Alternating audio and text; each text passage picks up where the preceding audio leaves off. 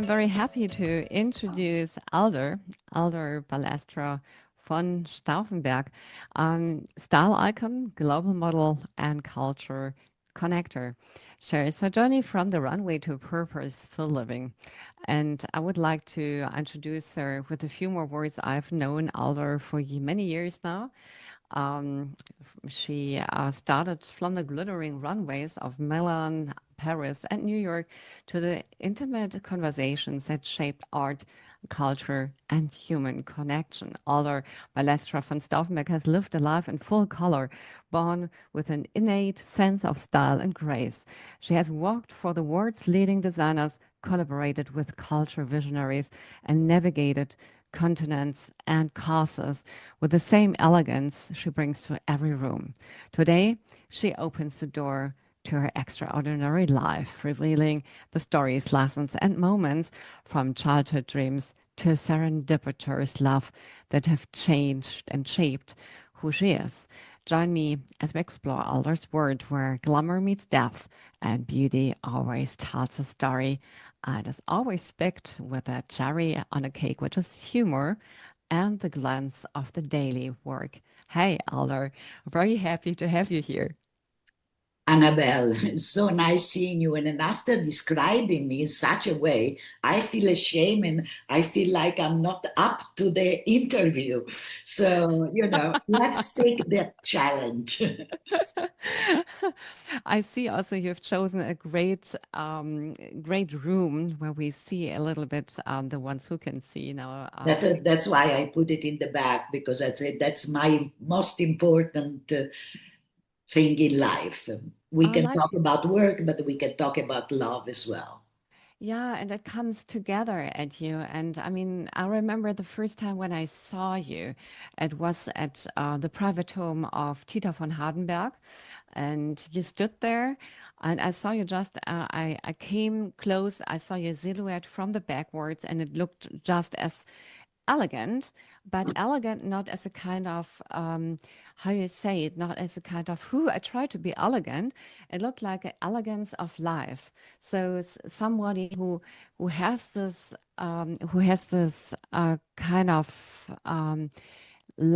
life you love and is full of that.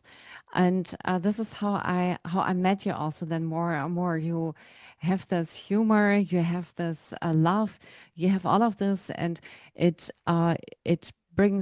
fits perfectly also to that what you do in art, for example, but in everything you do. And when I read an article about you, which shows you with a picture where you stay on your stairs, just cleaning the lights on above you. Um, Again, I thought, yes, this is Alder, Alder, which puts elegance into the life. And I wanted to ask you something completely different as a first question, but this brings me to a question which I would like to discuss with you. And I mean, I've never been the miss of a country. I did a bit of modeling, just a tiny bit of modeling. But what is important for me, and I think this is something we have in common, we love aesthetics. We love beauty. And we don't love it just as a kind of the lipstick we choose or the ring we wear or whatever. Aesthetics is something which is about life. It's about organizing your life, seeing life, treating other people. It is influencing everything we do. Is this right? Totally right. I have this image now, something silly, the way you order your refrigerator, for example, because I'm also, like normal things like that. I always choose, I put color by color and I try to make it aesthetically pleasing. The same thing go with how you organize your life, how you see, how you move, what you pick. I try to see beauty everywhere around me, or to Mm-hmm. focus on the beautiful things. Mm-hmm. And then I think goes in everything, and especially doing things, looking for beautiful things, but also recognizing the pleasure in doing so. Yeah, Because the pleasure it's what makes your life much better. Absolutely. And I like that what you are saying because this is something we often forget about. I mean, humor and aesthetics and pleasure is not something which is against a seriousness. I think it has to come together because it gives us power, it gives us humanity, it gives us the learning of intuition. That I think means, everybody needs lightness, you know. And yeah, lightness is really something, you know, you can be deadly serious, but you know, you want to lift up. Maybe you are dealing with someone who has a big pain.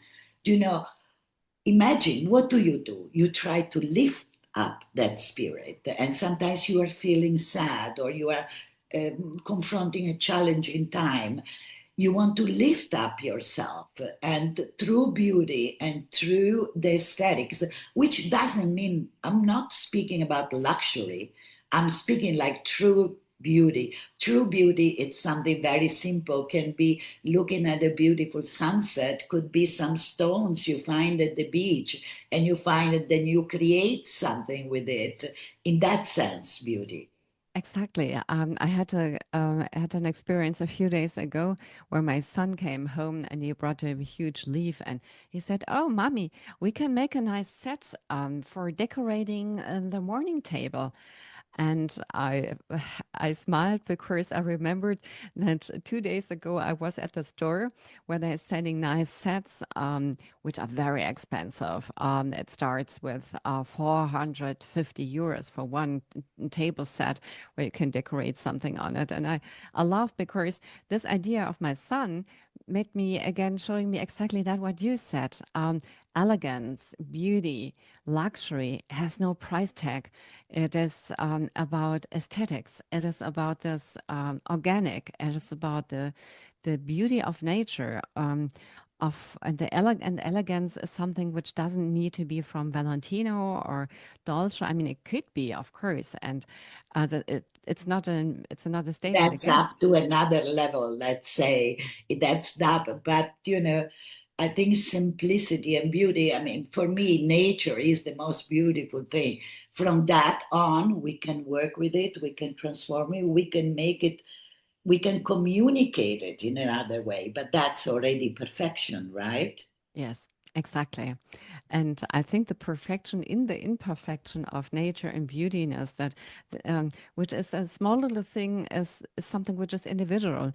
And this, some say it's imperfection. I would say it is really the very special thing which shows that this is nature, which shows that there's life in, which shows that it's done and meant from somebody for somebody individually.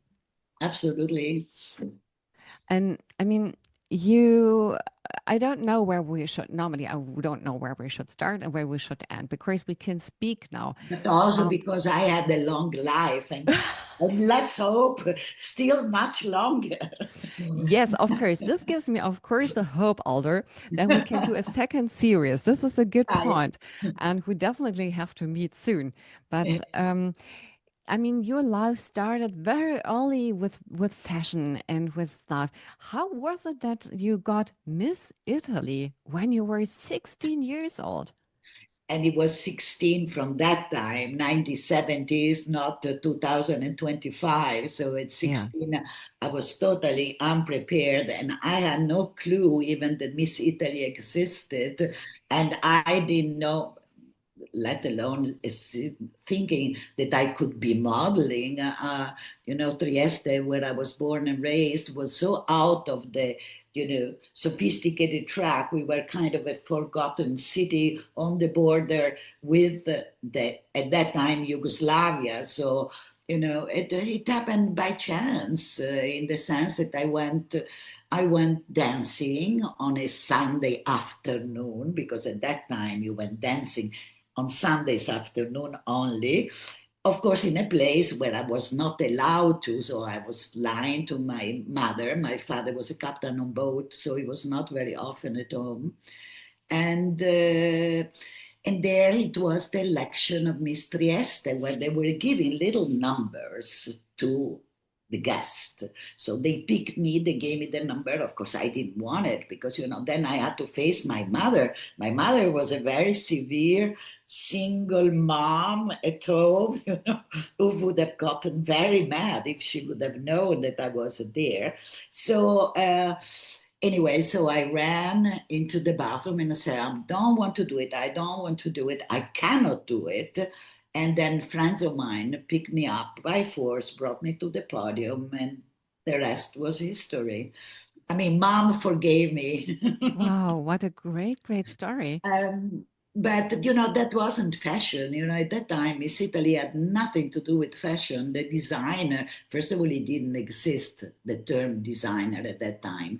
They were couturier, and then, there were women who copied the couturier in the various cities. Pret-a-porter didn't really start it yet.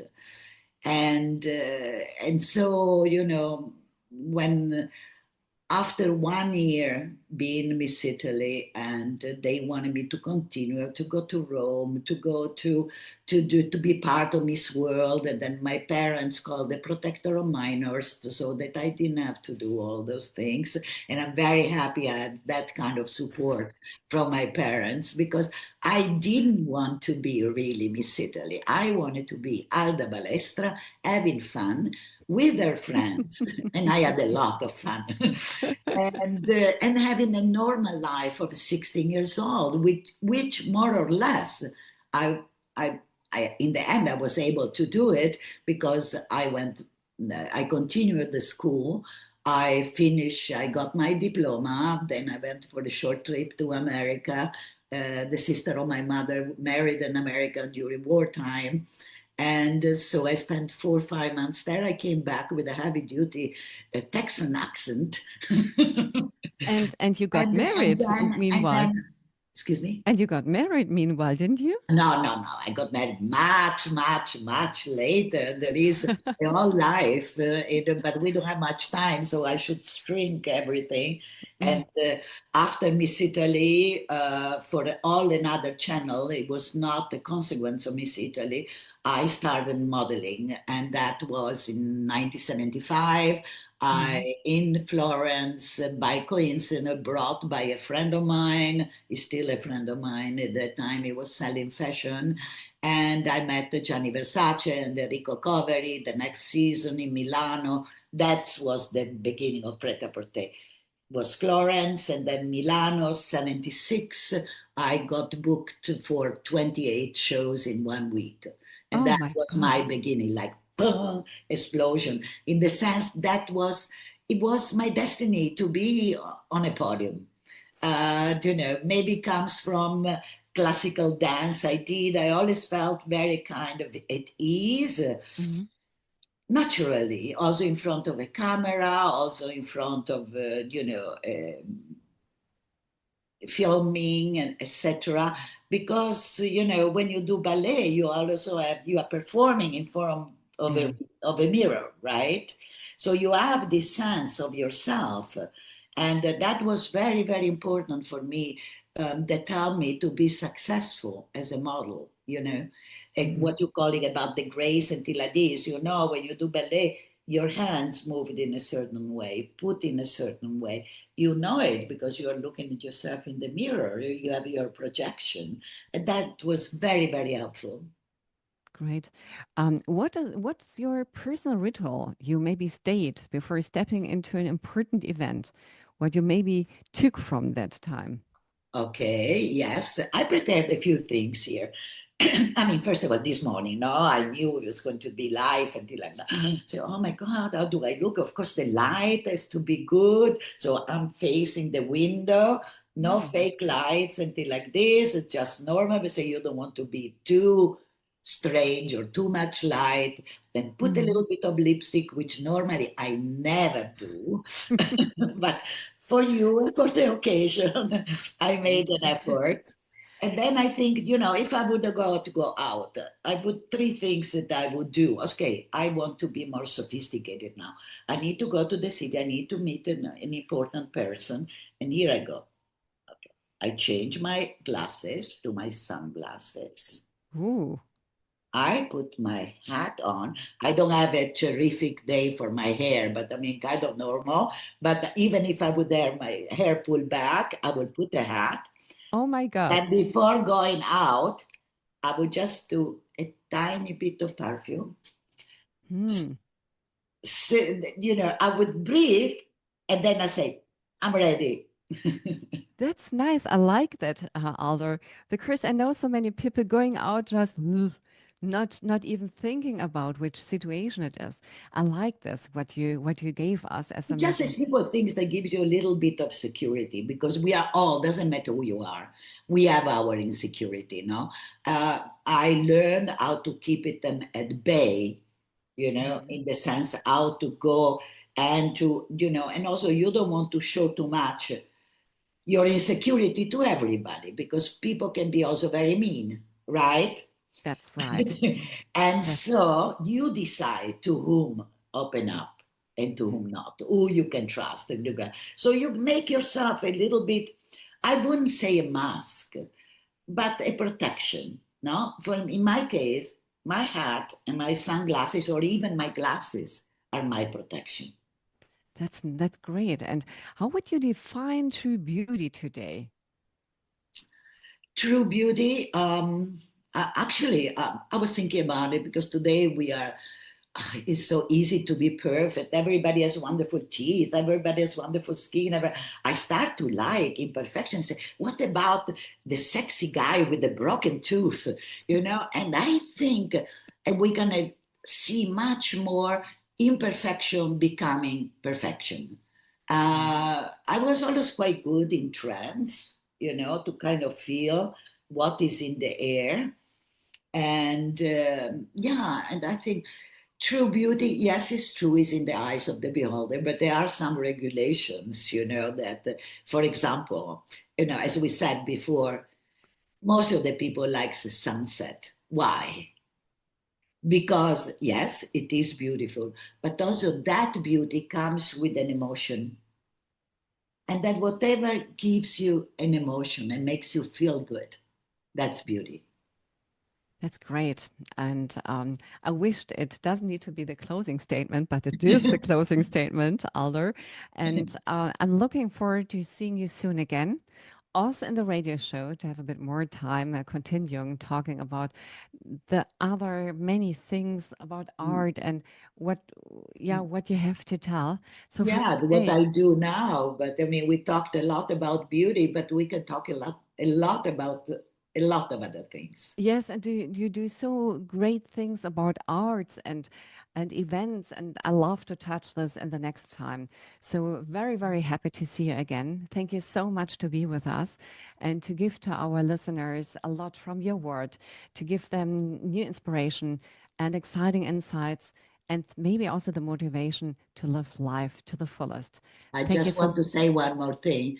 Just learn to say no sometimes, but to the next time. That's right. So thank you so much. Kisses and seeing you next week, all listeners, and other hopefully as soon as possible. Thank you so much.